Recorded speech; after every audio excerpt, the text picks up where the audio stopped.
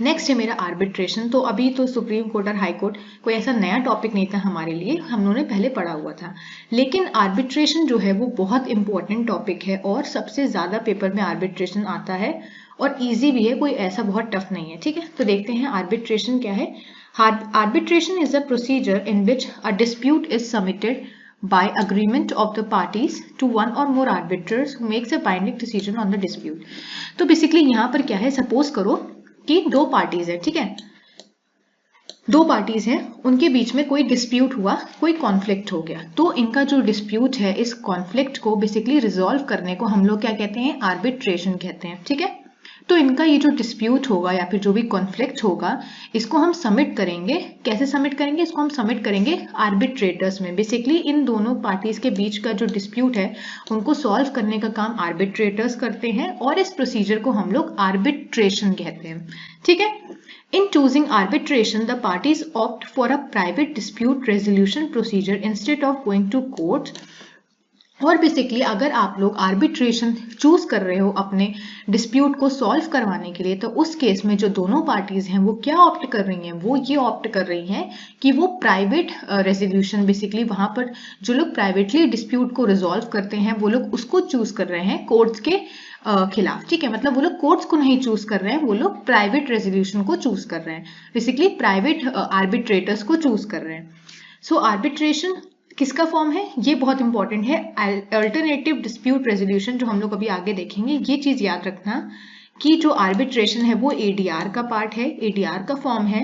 Arbitration is the mode of ADR where in the dispute between the parties goes through a process to achieve an amicable resolution by an impartial third party known as arbitrator without recourse to litigation। तो यहाँ पर जो third party होगी या फिर जो arbitrator जिसको बोल रहे हैं वो बेसिकली यहाँ पर इम्पार्शियल होगा। ठीक है, such a decision taken by an arbitrator shall be binding on both the parties। और बेसिकली यहाँ पर बोल सकते हो कि जो भी डिसीजन मेरा आर्बिट्रेटर लेगा वो दोनों पार्टीज उससे बाइंडेड होंगे, दोनों पार्टीज को उस डिसीजन को मानना पड़ेगा, उसको बेसिकली उसको एक्सेप्ट करना पड़ेगा। ठीक है, तो आर्बिट्रेशन समझ में आ गया होगा आप लोग को कि आर्बिट्रेशन क्या है। तो जो पार्टीज हैं जिनके बीच में कोई डिस्प्यूट चल रहा है, उस डिस्प्यूट को सॉल्व करवाने के प्रोसीजर को हम लोग आर्बिट्रेशन कहते हैं। मेन पॉइंट क्या है, आर्बिट्रेशन एक अल्टरनेटिव डिस्प्यूट रेजोल्यूशन का फॉर्म होता है और जो ये प्रोसीजर, जहां पर बेसिकली इस प्रोसीजर को हम लोग आर्बिट्रेशन कहते हैं और जो लोग इसको बेसिकली रिजॉल्व करवाते हैं उनको हम लोग आर्बिट्रेटर कहते हैं। ठीक है, तो यहाँ पर एक डेफिनेशन लिखी हुई है इसकी कि arbitration a form of alternative dispute resolution is a technique for the resolution of dispute outside the courts with the parties to a dispute. वही चीज जो मैंने बताई, arbitrators by whose decision they agree to bound, जो मैंने बताया भी कि आर्बिट्रेशन अगर आप चूज कर रहे हो तो आप क्या ऑप्ट कर रहे हो, आप ऑप्ट कर रहे हो बेसिकली प्राइवेट तरीका कोर्ट्स के, अगर आप देखिए तो। ठीक है, आप कोर्ट्स को नहीं चूज कर रहे हो, आप प्राइवेट तरीके को चूज कर रहे हो अपने डिस्प्यूट को सॉल्व करवाने के लिए। ठीक है, नेक्स्ट है मेरा टाइप ऑफ आर्बिट्रेशन, कि आर्बिट्रेशन के कितने टाइप्स होते हैं। ठीक है, तो इसका पहला टाइप क्या होता है, इसका पहला टाइप होता है डोमेस्टिक आर्बिट्रेशन।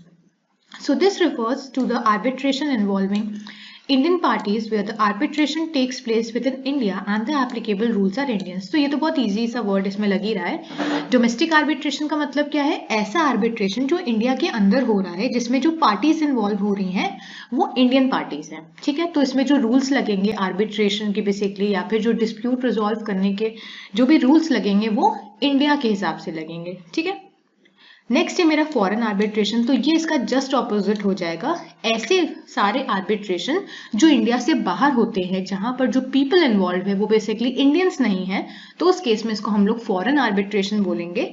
तो वही चीज यहाँ पर लिखी भी है कि this type of arbitration occurs when proceedings are held outside of India and the resulting award must be enforced within India. तो वही चीज है कि यहाँ पर बेसिकली क्या होगा कि पार्टीज जो इन्वॉल्व होंगी वो आउटसाइड इंडिया में होंगी। ठीक है, नेक्स्ट है मेरा एड हॉक आर्बिट्रेशन। तो एड हॉक आर्बिट्रेशन क्या है, in this scenario the arbitration process is governed directly by the parties involve without relying on a specific institution. तो यहाँ पर बेसिकली क्या है कि जो आर्बिट्रेशन का प्रोसीजर है वो बेसिकली पार्टीज ही अपने डिस्प्यूट को रिजॉल्व करेंगी। यहाँ पर कोई भी स्पेसिफिक इंस्टीट्यूशन पे आर्बिट्रेशन बेसिकली नहीं फोकस्ड होगा। जो पार्टीज हैं जिनके बीच में कॉन्फ्लिक्ट है बेसिकली वही यहाँ पर आर्बिट्रेशन की प्रोसेस को परफॉर्म करेंगी। ठीक है, नेक्स्ट है मेरा institutional arbitration. So unlike ad hoc arbitration, institutional arbitration involves parties selecting a specific institution to administer the arbitration process, including appointing arbitrators and applying relevant arbitration rule. तो ये ad hoc का एकदम opposite version हो गया। ad hoc में क्या था कि आप किसी भी particular institution की help नहीं ले रहे हैं arbitration को basically perform करवाने के लिए।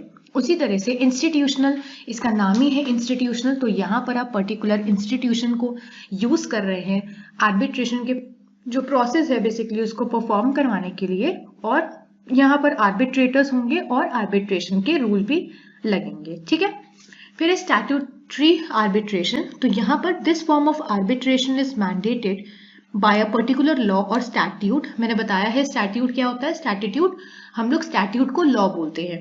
Compelling the parties to engage in arbitration as per the legal requirements. तो यहाँ पर बेसिकली लॉ के हिसाब से जो आपका डिस्प्यूट है या फिर जो आपकी प्रॉब्लम है उसका बेसिकली यहाँ पर आपको बोल सकते हो वहां पर आपको सोल्यूशन मिलता है। ठीक है, फिर है इंटरनेशनल कमर्शियल आर्बिट्रेशन।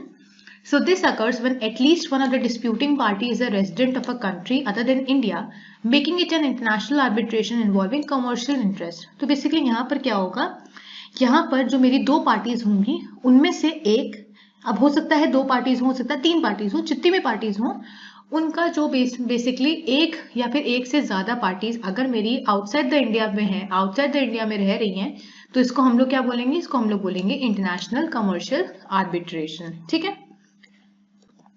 अब मैंने जो टाइप्स ऑफ आर्बिट्रेशन बताए, हो सकता है कि मोस्ट ऑफ द केसेस में आर्बिट्रेशन के टाइप्स पेपर में नहीं पूछे जाते हैं। मेन पूछा जाता है कि आर्बिट्रेशन का प्रोसीजर पूरा है क्या, आर्बिट्रेशन क्या है। ठीक है, अगर बेसिकली अगर सिर्फ आर्बिट्रेशन आता है और अगर पेपर में नहीं स्पेस मिलती है, मतलब अगर आप लोग को ज्यादा लॉन्ग आंसर के फॉर्म में आ रहा है, तो उस केस में आप लोग टाइप्स ऑफ आर्बिट्रेशन भी वहां पर मेंशन कर सकते हो, एक अच्छा इंप्रेशन डालेगा एग्जामिनर पे।